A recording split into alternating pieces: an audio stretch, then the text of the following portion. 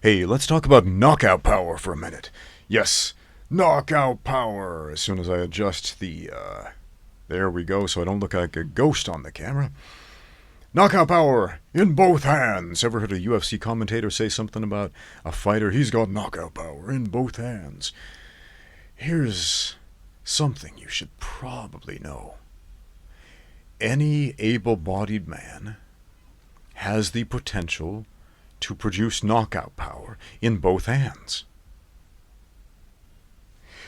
I got a question, really long question, from our friend Matteos. I'm going to read some of it because it's like a novel, but he says, "Hey coach, I have a question which is bothering me for a long time. We all should already know that punching power comes with mass." Okay, yes, the bigger you are, the more potential for punching power you have. That is true. Because we may develop some serious punching power for our weight, we still won't be able to produce as much power as someone significantly heavier than us. This is also true. If you have two different athletes, equally skilled, equally good punching technique, and they're both trained to their physical potential, and one weighs 100 kilos, and the other weighs 50 kilos, the 100-kilo fighter is going to be able to punch a whole lot harder than the 50-kilo fighter. Those are the facts. Okay. But let's go on with Matteos' question. Here comes my question. So, in many cases, especially in MMA or boxing, we have these boxers at their weight divisions who cannot be compared with any other athlete from their division in terms of their striking power, which is really, really weird to me because they fight at the same weight division. How is that there is a common belief that some people have the knockout power and others don't? I personally disagree. I'm nearly convinced that the power they generate, especially heavyweights or cruiserweights, that comes from their technique and athleticism. Some of the MMA fighters or boxers aren't as athletic as people could be athletic as they are, or some... Okay, this goes on for a while. Okay, let's break this down a little bit. So we've heard of these guys who are notorious for knockout power, such as the notorious Conor McGregor. People always talk about Conor having knockout power in his left hand. Watch out for his left hand. He's got knockout power there. But then interview Conor McGregor about that. What does he say? Precision and position is more important than power.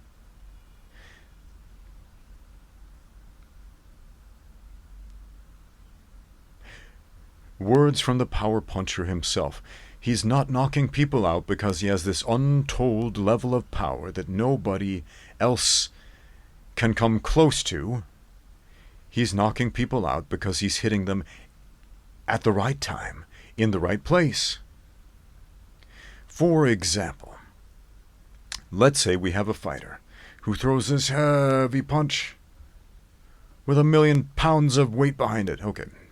That's a hyperbole. Let's say we have a fighter who throws a 900-pound knockout power punch. But it hits the forehead, glances off. Because this is a hard, bony structure, not a particularly vulnerable one. And that fighter is braced for impact in the correct way. Is he going to get knocked out? Probably not. But then take that 900-pound punch and aim it right here. Boom. Right on the jaw. Is that going to score a knockout? Probably yes. So stop focusing on quantity of punching power and instead look at the quality of the actual punches. Where are they landing? Look at those punches that Conor McGregor landed that knocked people out. Where did they land? On the forehead? No. On the shoulder? No. On the collarbone? No. On the chin? Yeah. Okay. Conor McGregor is really good at hitting the off switches. Any knockout artist is really good at hitting the off switches. Yeah, they have to have a powerful punch, but is it even the most powerful punch in the division? No. Do you remember when Conor fought Floyd Mayweather? And before the fight, they did some studies. They analyzed their punching power. And it turned out their punching power was almost exactly the same, and Floyd is smaller than Conor. And their punching power was measured almost the same. And people don't generally think of Floyd as this amazing knockout artist. He's knocked some people out, sure. But people generally think of him as the defensive fighter, the guy who plays it safe, the guy who plays a cerebral game in the boxing ring. But we think of Conor as the knockout power guy because he's knocked out a significant number of his opponents throughout his career. So we also have to look at the quality of opponents. Floyd is fighting some of the world's best boxers. You look at his resume, it's a top 10 list all throughout. Look at Conor McGregor's resume. Is he fighting the world's greatest boxers? Well, once. That didn't work out very well for him, but as far as in the context of MMA, Conor was usually the guy with the better boxing in the ring. Not the better knockout power, not usually. He's fought heavy hitters, plenty of them, guys with knockout power in both hands. But why did Conor score the knockout? Because he landed the punch in the right place at the right time. He was precise. Okay, we've talked a lot about Conor McGregor just because he's a great example to illustrate that point. But watch any other knockout artist. Yes, they hit hard, because you have to. You got to throw that 900-pound punch, basically, or something comparable to that. But you got to land it in the right place at the right time. Okay, I'm going to read toward the end of this question that our friend Matteos wrote here. He says, I'm not sure 100%, but isn't it that the power comes from a good technique in addition to your weight? Yes. And there are no magically born people for knockout power that other people at your weight division can't even get close to. Yes, that is true. Babies are not born knowing how to punch. You're not born punching. Babies can't do anything. You're not born being able to do anything except suck and cry and poop and pee and wiggle, and that's about it. And learn. That's the most important asset babies have, their capacity to learn over time. Athletically, we all understand. Everybody starts out at a different level. Some people are big, some people are small, some people are weak, some people are strong. Everybody starts out at a different level, right? But we're talking about people in the same weight class, people who are prime athletic specimens, professional fighters.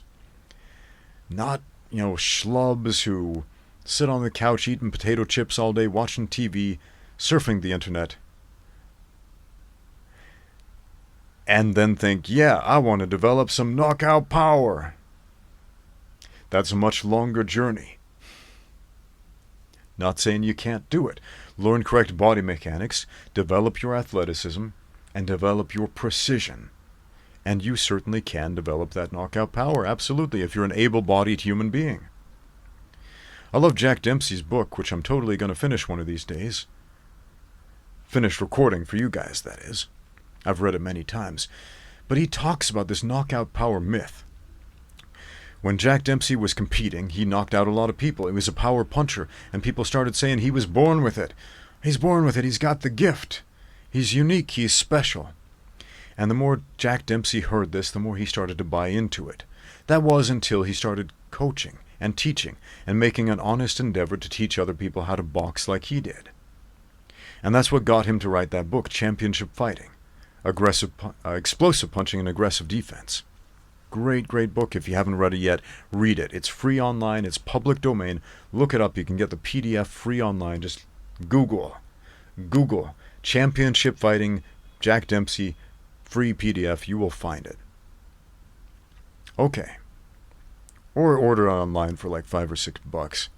It's not expensive for a paperback copy. And it is an excellent, excellent investment of time and money. Anyway, Jack Dempsey, he's talking about learning to teach people how to learn. And so he looked back on all of the training he received, all the coaches. He thought back about how they taught him, and he started taking notes, meticulous notes. He wrote down everything. Everything. He wrote down his process, the process by which he learned, and he made it categorical. He made it encyclopedic. He weighed the pros, he weighed the cons, and then he had this epiphany, hey, I wasn't born this way. Yeah, it's fun. It feels good when people tell you, you're the best, Jack, you're awesome, you're the best puncher in the world, you got knockout power, you're Kid Dynamite, man. It makes you feel special. It makes you feel godlike. It makes you feel good. But it's fake. It's false. It's a false pretense. And Jack Dempsey began to understand that, and so he wrote that book. He whittled his notes down into that book, Championship Fighting, and he teaches any able-bodied person how to develop that knockout power in both hands, but more importantly, how to aim it. If you have the most powerful weapon in the world and you shoot over your enemy's head, you're not going to hit your enemy. You got to learn how to aim before that weapon does you any good at all.